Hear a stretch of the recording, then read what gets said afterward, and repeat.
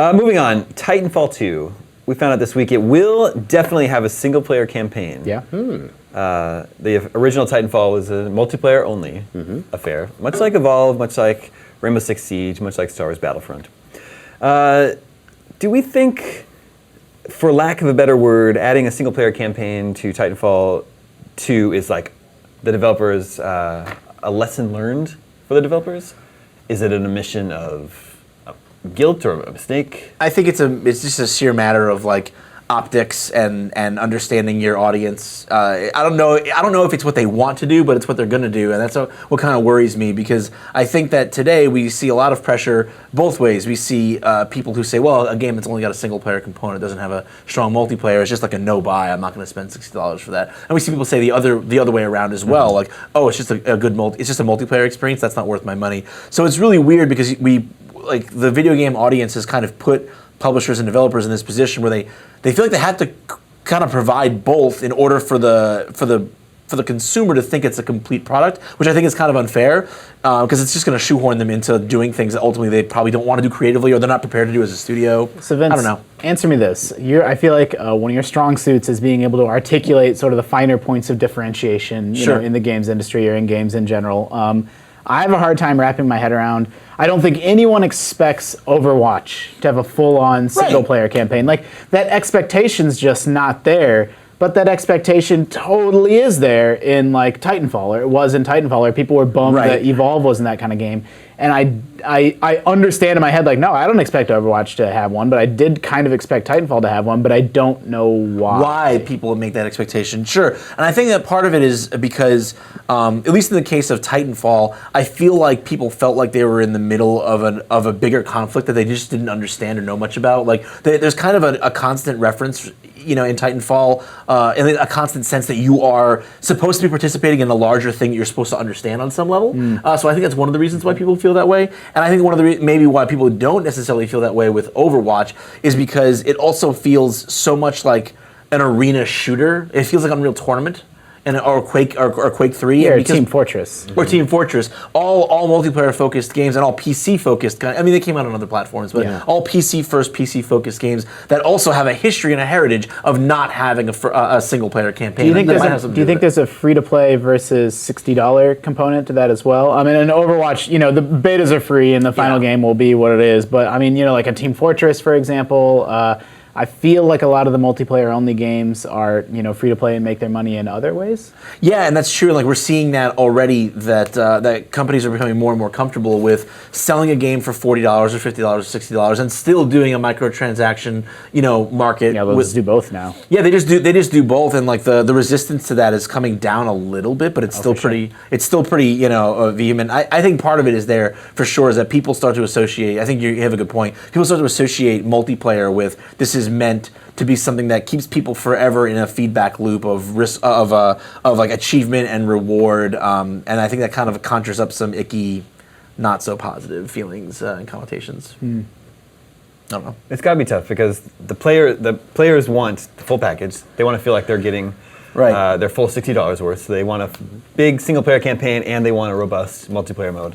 But the publishers and the shareholders have data that says that 99% of people's time in Call of Duty is spent in multiplayer. So like why invest all this time and money into creating a single player campaign? Yeah, I mean, the one point I was going to make is that there's parallels to backwards compatibility in the consoles. Like, the data shows nobody uses it. Everyone says they want it, but the words that come out of their mouth don't match their actual behavior. Like, people, once you have the new shiny next gen games, people don't go back and play their last gen games. And obviously there's a few people watching the show that do, but I mean, understand that you are the minority. General. Like, it's not a very common thing. And so that puts publishers in a bind where they're going to totally get whacked by websites like IGN and, you know, on social media when they don't include this feature that their data shows isn't very well used. And that's very similar to the single player campaigns in these shooters, I think. But you may have nailed it earlier when you were talking about, I guess, what would be a matter of cultural expectations. People that have spent their time playing games that have continually given them both modes, Call of Duty, Halo, things like that are moving into a Titanfall audience. They walk in and it's an expectation that has much less to do, like just expressed with the reality than maybe with simply a cultural feeling that this is something that I'm used to and something that belongs. When Quake 3 came out without a real single-player mode. It was a big deal in the PC world. But they also had a very effective messaging that made that work. And they had UT to pop up against them at almost the same moment. And so you had this wonderful situation where they kind of had a perfect storm. Great messaging combined with a rival product that emerged at the same time on the same model. I think that something like that could happen in the console space, but it would be a risk, and I'm not sure that they're really interested in taking that risk. Titanfall's messaging about its multiplayer-only components was clear, but I'm not sure it was sensitive to what people wanted. And they could have handled it better than they did. Yeah. I'm trying to think about a paid game, not free-to-play game, that's multiplayer only, that's been a huge success. Because they rely on... Paid game.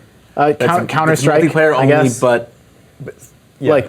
Like a $20 or $30 or $60 game that's multiplayer only. That's had a Counter-Strike Go. Counter-Strike is probably the one example that really jumps to mind. But is Team Fortress free to play? It is now. It started as a $20 download, then they eventually moved to free. I mean, the whole thing about a multiplayer game is it's only as strong as its community. And so I'm not going to say it's a requirement that they be free, but that's totally like the conventional wisdom right now, where that's typically what we see. Yeah, I mean... Like, that's a big problem with Evolve, is there's just not enough people playing it. It's not the quality of the game at all. Right. And, like, I think it's crazy that I have to look this far back, but, Battlefield in its earlier years was multiplayer only, and that's the way that experience was sold. Sure, that's true. But eventually they did. Even as successful as that franchise was, they still had to bow to the whole "we need a single player" component element as well. And it's unfortunate to me because, especially, I think in the last 5 years, 5 to 10 years, I've become much more interested in multiplayer games outside of the fighting game genre. And it's because I think that multiplayer design has become so much more sophisticated in so many ways, from map design to mechanics and asymmetry, and like how asymmetry in maps, asymmetry in factions. Like, there's so many ways in which that genre has become more interesting to me.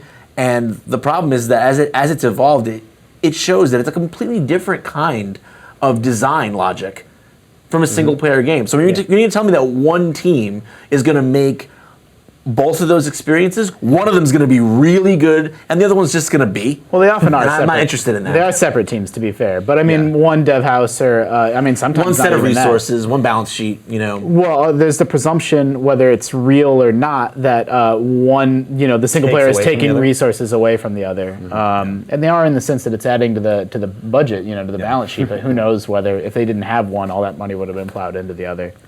You definitely open yourself up to risk. Like you mentioned, Halo is a game where there's an expectation for single player. Like, I actually really liked Halo 5's campaign. The conventional wisdom is that it's not very good. Like, that's just kind of the word on the street. And that opens up, 343 or any developer to risks where Halo multiplayer has never been ever. It's the best it's ever been.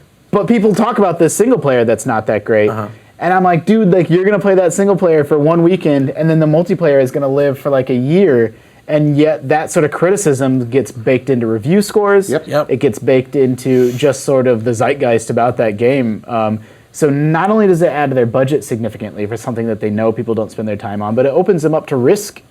Like, what if you just didn't have it? You didn't have it, then you don't even run the risk of people criticizing what you didn't make. Yeah, and it's funny because I would love to see how many people. Halo's a great way to look at this too.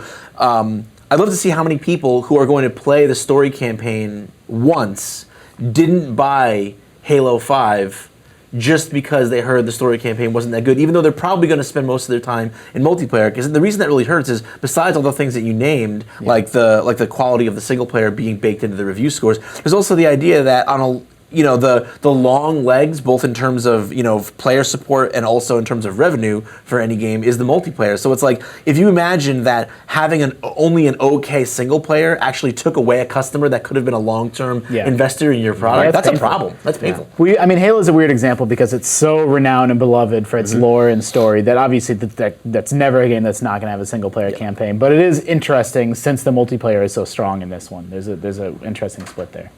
Vince, what do you think the odds are that Evolve 2, Star Wars Battlefront 2, Rainbow Six Siege 2 have single-player campaigns? I think really strong. I mean, I think that all the things that we're talking about here all have to be taken to heart, and I think that if you look at Battleborn as it's on its way towards us, I've sometimes right here on Scoop and other places, said that I feel like they're messaging or positioning that game not quite the right way because they're trying to make it something for everybody, which is kind of what what marketing campaigns do, I guess. But when you look at it, as much as I think it's silly to have mechanics that are so clearly designed for multiplayer and for PvP be kind of shoehorned into a pseudo single player kind of PvE experience, seems ridiculous to me from a design standpoint. The person in me that wants to see something that's cleanly made and that's where all the moving parts kind of are dedicated towards one goal that's all cohesive.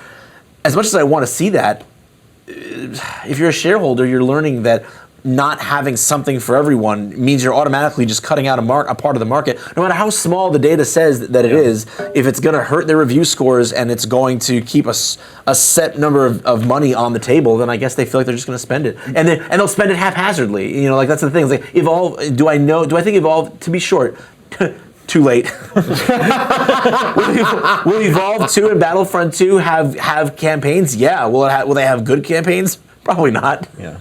Yeah, I mean, Battleborn's an interesting case because 2K, it's the same publisher, 2K, and Evolve didn't have a single-player campaign. They said, guys, Battleborn, it's got this co-op multiplayer mode, this competitive multiplayer mode, and it's got single-player. It's got everything you want. And then people are like, nah, you suck, Battleborn. And they're like, oh, come on. How do you win? I actually haven't played Battleborn, so I don't have first-hand experience with it, but I do genuinely believe that could be a game that is a sleeper. I don't feel like people are giving that game its due. They're not. I don't think people really understand just all the you're going to get that game and get a wealth of content out of the box, which again I caution people, just like on GameScoop a week or two ago, that big isn't better. But I mean, it just goes to what we're speaking about. It's the opposite of Evolve, where it felt kind of anemic in its modes and options, and Battleborn, I'm excited about that game because I want to co-op through kind of the horde mode-y PvE stuff with my friends. Even though, for someone like Vince, maybe you see that as extraneous, as why is that even in the game? But that excites me about it, and I think people should give that game a second look. I agree with you 100%. Just to be I will actually be short this time. The PvE, from what I've played, only a very small chunk. It's hard to get a sense of it, but the PvP, is dope. I mean, I enjoyed it. It's not Overwatch levels of amazing. Yeah. But it also feels different, both mechanically and in terms of pace. Sure, people will take one quick look at it and be like, oh, it's just Overwatch, but not as good. That's not fair. I'm with you. I think people should give it a look. I mean, it's interesting competition between the two because Overwatch just announced sort of extensive, detailed bot support as well. So it's who knows how that's going to weave its way sort of into the other elements of that game. Indeed.